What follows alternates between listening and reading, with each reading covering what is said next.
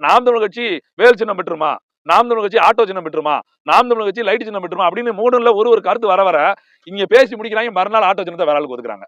இன்னைக்கு பேசி முடிக்கிறாங்க, மறுநாள் அந்த சின்னத்தை வேற ஆளுக்கு ஒதுக்குறாங்க. அப்போ தேர்தல் ஆணையம் எங்களை வாட்ச் பண்ணுதா, இங்க இருக்கிற திருட்டு திராவிட கட்சியிலும் ஆரிய கட்சியும் வாட்ச் பண்ணி அங்க சொல்றாங்களா அப்படின்னா இந்த செய்தி மக்கள்கிட்டையும் போது எங்ககிட்ட கேட்டாங்க.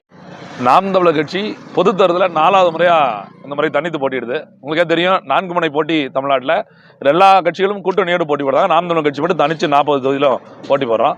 ஏற்கனவே 2-3 நாளாவே தொடர்ச்சியா வேட்பாளர்கள் வந்து தங்களை வேட்புமனு தாக்கல் பண்ணிட்டு இருக்காங்க. நாங்கள் தென்காசி பாராளுமன்ற சார்பா இன்றைக்கு வேட்புமனுவை தாக்கல் செய்துட்டு வந்திருக்கிறோம். சின்னம் இல்லாத வேட்புமனு தாக்கல் செஞ்சது உங்களுக்கு திருப்தி இருக்கா? இல்லை, சின்னமெல்லாம் வேட்புமனு தாக்கல் பண்ணக்கூடாதுன்னு ஒரு முறை கிடையாது. அதனால ஒன்றும் அதை பற்றி யோசிக்க வேண்டியதில்லை. இது ஒரு நமக்கு மனசுக்கு வருத்தம் இருந்தாலும் கூட இன்னைக்கு வேட்புமனு தாக்கல்ல தான் இந்த வருத்தம் அப்படின்னு கிடையாது. சின்னம் பறி போச்சுங்கிற கவலை எங்களுக்கு இருக்குதான் செய்யுது. இருந்தாலும் கூட நடப்பு அரசியலை மக்கள் கவனிச்சுக்கிட்டு இருக்கான்னு நம்புதான். இது வரைக்கும் அரசியல்வாதிகள் மக்களுக்காக போராடி பார்த்துருக்கோம். ஒரு அரசியல்வாதி மக்களுக்காக போராடக்கூடிய அரசியல் இயக்கத்திற்கு ஒரு பழிவாங்கும் சூழல் வருகிற போது அதுக்கு மக்கள் எப்படி சாதகமாக நிற்பாங்க அப்படிங்கிற சூழலை இந்த தேர்தலை மக்கள் ஏற்படுத்துவாங்கிற ஒரு நம்பிக்கையில தான் சின்னம் கிடைக்கல, இன்னும் சின்னம் வருது அப்படிங்கிற அந்த நம்பிக்கையோட தான் இந்த தேர்தல் வேட்புமனு தாக்கல் பண்ணிட்டு வந்தாங்க. காளையம் அவர்கள் உங்களுடைய 1 மணி நேரத்தில் உங்க சின்னத்தை மக்கள் மத்தியில் கொண்டு போய் சேர்த்துருவோம்னு சொன்னாங்க. அது எப்படி நீங்க சாத்தியப்படுத்துறதுக்கு தயாரா இருக்கீங்களா? இல்லை, 1 மணி நேரம் அப்படிங்கிறது ஒரு சொல்லுக்காக சொன்னது. அதெல்லாம் ஒரு 5 நிமிஷம் போதும். ஏன்னா இன்றைக்கு இருக்க சூழல் என்னடா அதை விட குறைச்சி சொல்றேனே அப்படின்னு உங்களுக்கு தோணும்.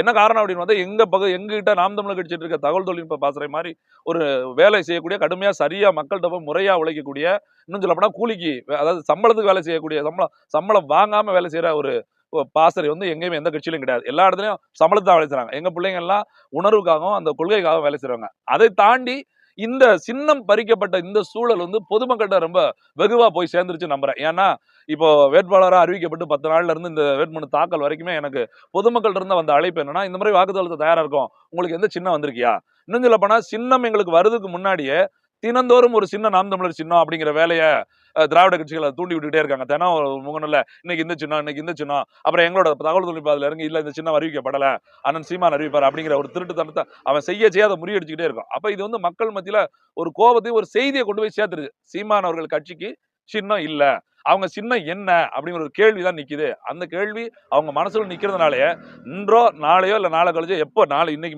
நம்ம பேட்டியை முடிச்சுட்டு போனோம்னா கூட சின்னம் வந்துருச்சுன்னு ஒரு செய்தி வந்து நான் அடிச்சு சொல்றேன். 2 நாள் தமிழ்நாடு முழுக்க, இந்தியா முழுக்க எங்க செய்தி தான் செய்தி. அது திருப்பி எல்லா தொலைக்காட்சியும் காட்டி தான் ஆகணும். அப்படி காட்டுனாதான் மக்கள் தொலைக்காட்சியை நம்புவாங்க. அந்த அளவுக்கு தான் இருக்குது. அதனால 5 நிமிடம் போதுன்னு நம்புறேன் நான். அண்ணன் சீமான் அறிவிச்ச 40 வேட்பாளர்கள்ல சீசா மதிவாணனை மட்டும் என்னையே புகழ் மதிவாணன் அப்படின்னு இளையதரத்துல ஒரு பரப்புரை இருக்கு. இதை நீங்க எப்படி உள்வாங்கிக்கிறீங்க? இல்ல, அப்படி இல்ல. எல்லாருக்கும் ஒரு தகுதி இருக்குது. ஒவ்வொரு வேட்பாளருக்கும் ஒரு சிறப்பு இருக்குது. ஏன்னா அண்ணன் சீமான் அவர்கள் தேர்ந்தெடுத்த 40 என்னையே புகழ் சீசா மதிவாணன் பரப்பப்படுது. இல்ல, அதான் சொல்ல வரேன். இது உங்களுக்கு ஒரு விளம்பரமா எடுத்துக்கிறீங்களா? அதாவது என்னன்னா, என்னையே பரிசோதனை நடந்த 4 பேர்ல நானும் ஒரு ஆளு. அந்த 4 பேர்ல 3 பேர் வேட்பாளர் நிக்கல. சிக்கல் அவ்வளவுதான். நான் ஒரு ஆள் நிக்கிறதுனால மத்த 39 வேட்பாளருக்கு என்னையே வழக்கிடாது. ஆனா பல வழக்குகள் இருக்குது. காவல் நிலையம் போயிருக்காங்க, வழக்கு எடுத்திருக்காங்க.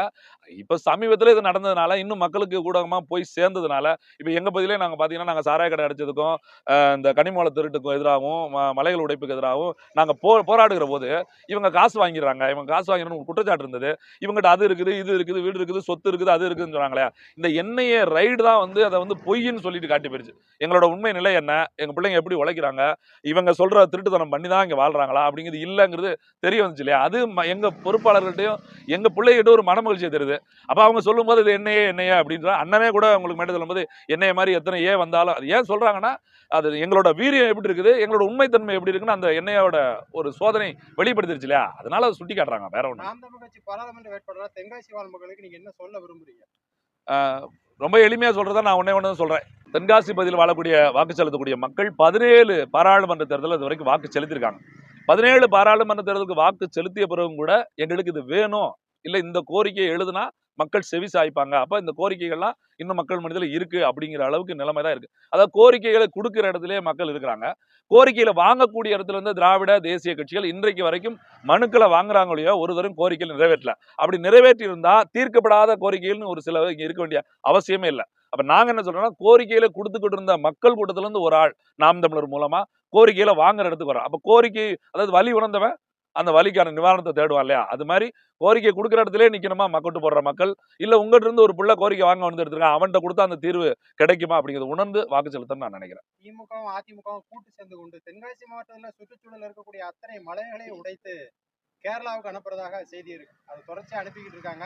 இந்த நாம் தமிழ் கட்சியிலிருந்து போட்டியிடுற நீங்க இந்த கனிம வள திருட்டுக்கு எதிர்த்து நீங்க எந்த மாதிரியான ஒரு தீர்மானங்களை நிறைவேற்றிருக்கீங்க?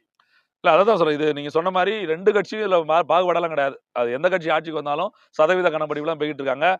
இன்னும் சொல்லப்போனா அதிமுகவோட எங்க அண்ணன் சட்டமன்ற உறுப்பினரா இருக்கக்கூடிய கடையனூர் சட்டமன்ற அண்ணன் குட்டிப்பா அவங்க வந்து சட்டசபையில ஒத்துருக்காரு. போது இப்ப தேவைப்பட்ட நேரம் மட்டும் தான் போய்க்கிட்டு இருக்கு அப்படிங்கிற மாரி வண்டி போகல, கரிமூலம் திருட்டு ஆகல அப்படின்லாம் சொல்லல. அந்த அளவுக்கு ஒரு சட்டமன்ற உறுப்பினர் ஒத்துக்கொள்கிற அளவுக்கு தான் இங்க நிலைமை இருக்குது. பாராளுமன்ற உறுப்பினர் அதான் சொல்றாங்க. இருந்தாலும் அரசு முறைப்படி போய்க்கிட்டு இருக்கு. அனுமதியோட போகுது. அரசாங்கமே கல்குவாரிகளுக்கு அனுமதி கொடுத்திருக்குது அப்படிங்கிறதா இங்க இங்க இங்க இருக்கக்கூடிய மிகப்பெரிய ஆபத்து.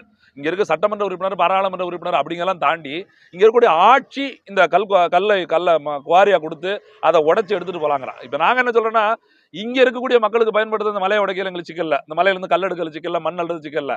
இந்த மண்ணுக்கு போக வெளிமாநிலம் வெளிநாடுகள் வரைக்கும் போறதா இங்க சிக்கலா இருக்கு. ஏன்னா ஒரு மலை உடைச்சு முழுசா உடைச்சு இந்த மண்ணுக்கு மட்டும் தேவைன்னு உடைச்சாலே பல 30-40 ஆண்டுகள் ஆகும். ஆனா இங்க வந்து 5 ஆண்டுகள்ல ஒரு மலையை மொத்தமா காலி பண்ணி எடுத்துட்டு போய்கிட்டு இருக்காங்க. அப்ப இதை தடுக்கணும்னா நம்ம வெறுமனே குரல் கொடுத்து ரோட்ல இருந்து குரல் கொடுத்து இப்ப என் மேலே பாத்தீங்கன்னா நான் என்னோட அபிடவிட்ல போட்டுருக்கேன் 7-8 வழக்கு இருக்கு. அந்த வழக்குலயே அவன் என்ன சொல்றான், கனிமூலை ஏத்திட்டு சென்ற 2 லாரியை நான் தடுத்து நிப்பாட்டுறேன்.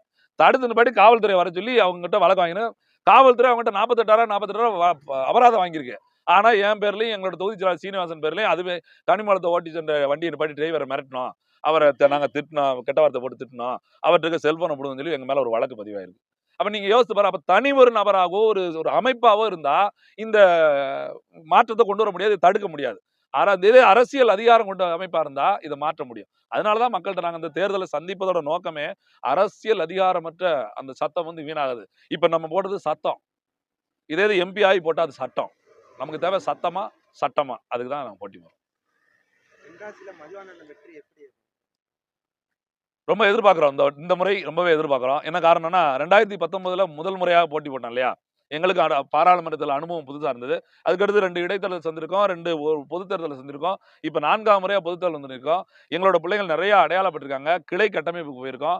நிறைய ஊர்கள்ல எங்க பிள்ளைங்களோட இருப்பு இருக்கிறதுனால, முன்னாடி எல்லாம் நாம் தமிழர் கட்சியில் என்ன சிக்கல் இருந்ததுன்னா, இளைஞர்களா இருக்கிறதுனால படிச்சுக்கிட்டு இருக்கிறதுனால வெளியில வரதுக்கு தயங்கி இருந்தாங்க, பொறுப்பு வாங்க மாட்டாங்க அப்படி. இப்ப அப்படி இல்ல, நாங்களும் பொறுப்புக்கு சண்டை போடுற அளவுக்கு வந்துட்டோம். ஏன்ட்டு கூட நான் வேலை செய்வேன், எனக்கு நல்லா எனக்கு ஒன்று கொடுங்க அப்படின்னு கேட்குற அளவுக்கு எங்களோட எண்ணிக்கையும் அதிகரிச்சிருக்கனால இந்த முறை வீரியமா, அதுவும் இல்லாம எங்க சின்னத்தை பறிச்சு நாம் தமிழர் அடுத்த கட்டத்துக்கு வளர விடக்கூடாதுன்னு ஒரு அரசியல் நடந்தது பாருங்க. உண்மையிலே நாம் தமிழர் கட்சியில் கொஞ்சம் சோர்ந்துகிந்து கொஞ்சம் டயர்டா இருக்கு, கொஞ்சம் பிரச்சனை, இந்த தம்பி வந்து நான் ஓடட்டு நம்ம உட்காந்துருப்போம்னு நினைச்சாங்களா, அவங்களாம் துள்ளி குதிச்சு இப்ப வேட்பாளர் யாரும் தெரியாத அளவுக்கு முன்னாடி வந்து நிக்கிறாங்க. அந்த அளவுக்கு வந்ததுனால கண்டிப்பா வெற்றி வாய்ப்பு பிரகாசமா தென்காசி தொகுதியில் இருக்குன்னு நம்புறோம். 2019லயும் நாம் தமிழர் கட்சியினுடைய வேட்பாளரா நின்றீங்க. 2024 பாராளுமன்ற தேர்தலையும் வேட்பாளரா இருக்கீங்க. ஆனா மத்த கட்சிகள்ல வந்து திமுகவுல தனுஷ் எம் குமார் வேட்பாளர் வந்து மாத்திருக்கிறாங்க. இப்படி மற்ற கட்சிகள் எல்லாமே மாத்திருக்காங்க. இப்ப நீங்க வந்து 2வது முறையா போட்டியிடுறீங்க. இப்ப மக்கள் வந்து இதை எப்படி நான் பார்ப்பாங்க? உங்களுடைய கருத்து என்னன்னா? இல்ல 2ஆம் முறை போட்டி போடுறதே மிக சிறப்பு அப்படின்னு நான் சொல்லதுக்கல்ல. ஏன்னா இது ஒரு கட்சி தலைமை எடுக்கிற முடிவு. ஒரு இடத்துல நம்ம தொகுதி நம்ம கட்சியிலேயுமே வந்து என்ன பண்ணிருப்பாங்க, வேற இடத்துல மாத்தி கொடுத்துருப்பாங்க. அது ஒரு சிக்கல் இல்ல. ஏன்னா நாங்க வெற்றி பெறல போன முறை. ஸோ எங்களோட செயல்பாடு என்னன்னு எங்கள் தலைமையால கண்டுபிடிக்க முடியாது. ஒரு தலைமை வந்து இந்த முறை ஒருத்தருக்கு வாய்ப்பு கொடுத்துருக்கோம், இன்னொருத்தருக்கு வாய்ப்பு கொடுப்போம், இன்னொருத்தருக்கு வாய்ப்பு கொடுப்போம், சம ஒதுக்கீடு இருக்குது, இடப்பங்கீடு இருக்குது, 20 பெண் 20 ஆண், ஆண் போட்ட இடத்துல பெண் போடலாம், பெண் போட்ட இடத்துல ஆண் போடலாம், இப்படியான சூழல்ல மதிப்பிட்டுக்கலாம். ஆனால் நீங்க சொன்ன மாற்று கட்சிகளை வேட்பாளர் மாற்றுறதுல உண்மையிலே யோசிக்க வேண்டிய அவசியம். ஏன்னா ஒரு பாராளுமன்ற உறுப்பினராக தேர்ந்தெடுக்கப்பட்டு 5 ஆண்டு காலம் பாராளுமன்ற உறுப்பினராக இருந்தவர், அவரோட செயல்பாடுகள் மூலமாக அவர் பெயரை வெளிப்படுத்தியும் அவர் அந்த காட்சிக்கும் அந்த கட்சிக்கும் களங்கம் ஏற்படாம அவர் நல்ல பேர் வாங்கி கொடுத்திருந்தா அவரே வேட்பாளராக போட்டிருக்கலாம். அப்போ இயல்புல இந்த கரண்ட்ல அவர் பாராளுமன்ற உறுப்பினராக தூக்கிட்டு இதுவரைக்கும் முகமறியாத ஒரு புதிய வேட்பாளரை கொண்டு வந்து போடுறாங்க அப்படின்னாலே அங்க ஏதோ சிக்கல் இருக்கு. இந்த நடப்புல இருக்க பாராளுமன்ற உறுப்பினருக்கு பேர் சரியில்லை, அவர் பேர் டேமேஜ் ஆயிருக்கு, அதனால அவரை போட்டா நமக்கு வாக்கு விழாது, புதிய ஆளை போட்டோம்னா அது சரி, அது விடுங்க, இப்ப வேற ஆளை தானே போட்டிருக்கோம், ஓட்டு போடுங்க அப்படின்னு கேட்கலாங்கிற ஒரு நம்பிக்கையில தான் மாற்று வேட்பாளர் மாத்திருப்பாங்கன்னு நான் நினைக்கிறேன். திமுகவுல வந்து எம்பிஏ காணோம் அப்படின்னு சொல்லி கூட போஸ்ட் எல்லாம் கூட பார்த்தோம். அப்படி இருக்கும்போது வேற ஏதாவது கூட்டணி கட்சிகளுக்கு கொடுப்பாங்கன்னு பார்த்தா மறுபடியும் திமுகவுக்கே கொடுத்துருக்காங்க. மக்கள் மத்தியில என்ன சொல்றாங்க அப்படின்னா, நாம் தமிழருக்கு தான் வெற்றி வாய்ப்பு வந்து இப்ப வந்து அதிகமா இருக்குது அப்படிங்கிற மாதிரி சொல்றாங்க. அதை பத்தி உங்களுடைய கருத்து என்னன்னா? இல்லை, இந்த மாதிரி நான் 2019 பாராளுமன்ற தேர்தலில் போட்டி போட்டிருக்கேன், 2021 சட்டமன்ற தேர்தலையும் போட்டி போட்டிருக்கேன் வாசல. இருந்தாலும் இந்த தேர்தலில் வந்து என்னன்னா எனக்கு கொஞ்சம் வித்தியாசமா தான் இருக்கு. ஏன்னா சின்ன இல்லை, சின்னம் இல்லாம நம்ம எப்படி எதிர்கொள்ள போறோம், அடுத்து போய் சேர்க்கணும், நாள் வேற கம்மியா கொடுத்துருக்காங்க, பரப்புரைக்கான நாள் வேற ஒரு 19 நாள் தான் கொடுத்துருக்காங்க. இதெல்லாம் எதிர்கொள்ளணும், இங்கிட்டு சின்ன வேற வேணும் அப்படின்னு நினைச்சிட்டு இருக்கும்போது வரக்கூடிய அழைப்புகள் வந்து எங்களை வந்து ஊக்கப்படுத்திட்டே இருக்கு. என்ன சொல்றாங்கன்னா, யாருனே தெரியல, எப்படியாவது எங்க பிள்ளைகள் மூலமா, எங்க பொறுப்பாளர் மூலமா, எங்க சுவரொட்டிகள் மூலமா எண்களை எடுத்து வேட்பாளர்கிட்ட பேசுறோம் அப்படின்னு சொல்லி வாங்கி, நாங்க மொத்தமா ஊரோட உங்களுக்கு வாக்கு செலுத்த தயாரா இருக்கோம் இந்த முறை. கண்டிப்பா எங்க பகுதிக்கு வந்துட்டு போங்க, இல்ல வாய்ப்பு இருந்தா உங்க பொறுப்பாளர் அனுப்ப, அதாவது ஏதோ ஒரு தொடர்பு இருக்கட்டும், இந்த வட்டம் கண்டிப்பா ஓட்டு போட.